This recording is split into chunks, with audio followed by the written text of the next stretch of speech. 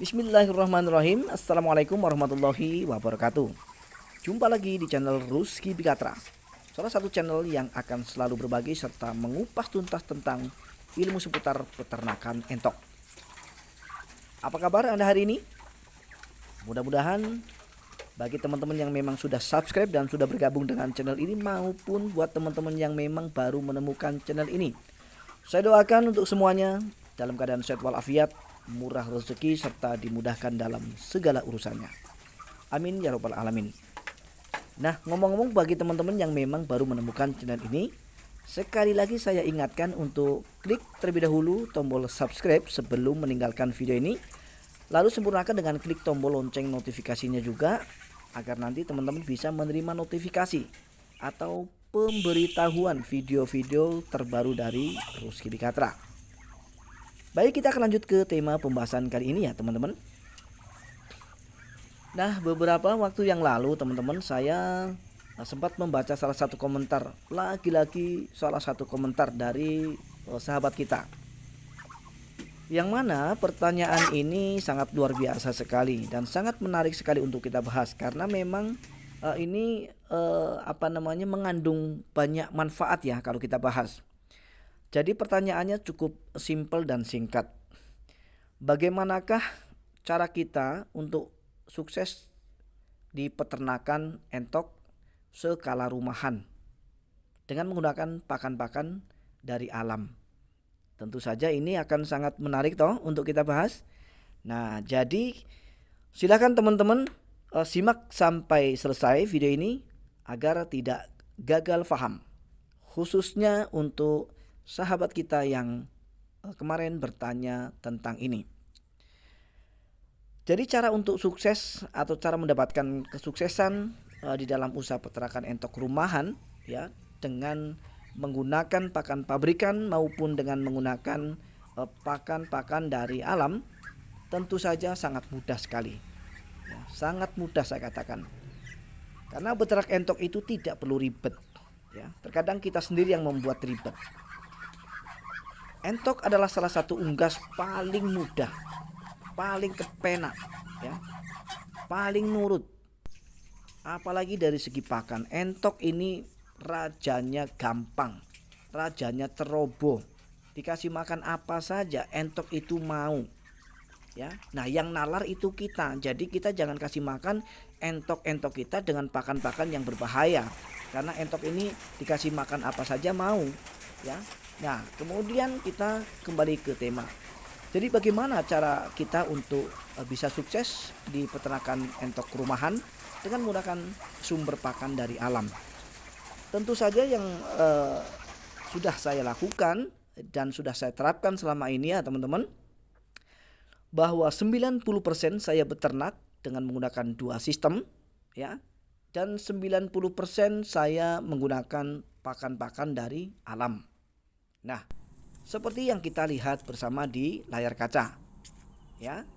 Nah, meskipun saya melakukan hal seperti ini ya, mencari kijing, mencari keong ya, tapi karena memang saya ingin sukses di peternakan entok saya, dan saya ingin untung banyak di peternakan entok saya, meskipun peternakan entok saya adalah peternakan entok rumahan.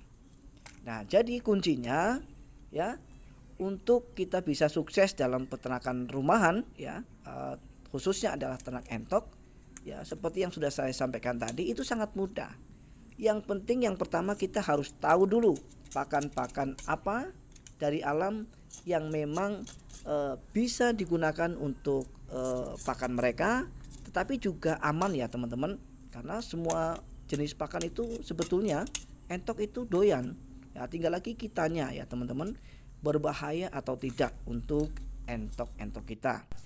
Nah, tidak hanya dari sawah-sawah kita ya, untuk mendapatkan sumber pakan dari alam, termasuk yang seperti ini juga sampai saya melakukannya ya.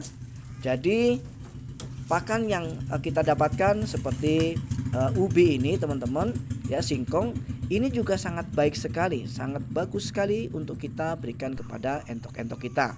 Selain bisa gratis kalau kita nanam sendiri, jika kita beli juga harganya sangat terjangkau sekali, paling-paling cuma Rp1.000 per kilogram ya. Nah, tetapi saya lebih cenderung kepada pencarian pakan-pakan alternatif dari alam yang mengandung protein tinggi, yaitu seperti yang kita lihat ya, ada kijing dan juga keong sawah. Karena ini kalau menurut saya dengan menggunakan jenis pakan kijing dan keong sawah, ternyata hasilnya sangat luar biasa bagus ya teman-teman. Nah, jadi boleh dikatakan kalau kita mau bersaing untuk pakan pabrikan dengan pakan yang kita racik sendiri seperti ini, maka sumber pakan yang harus kita ambil adalah sumber pakan dari sawah. Pokoknya yang mengandung protein tinggi seperti kijing dan keong serta pakan-pakan yang lainnya.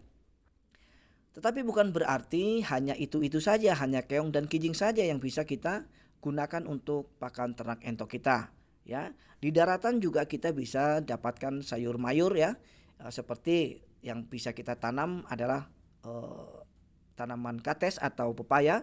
Daunnya bisa kita manfaatkan dan katesnya juga entok sangat suka, dan nutrisi yang terkandung di dalam pepaya atau kates ini juga sangat bagus sekali untuk entok.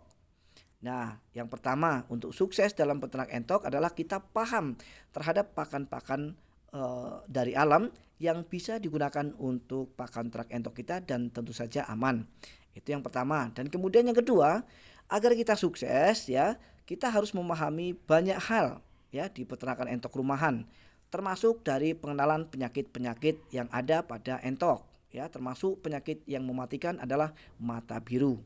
Kita juga harus pahami itu, penyebab dan solusinya. Nah, kemudian pada pemasaran. Jadi pemasaran ini adalah finish dari segala usaha ya.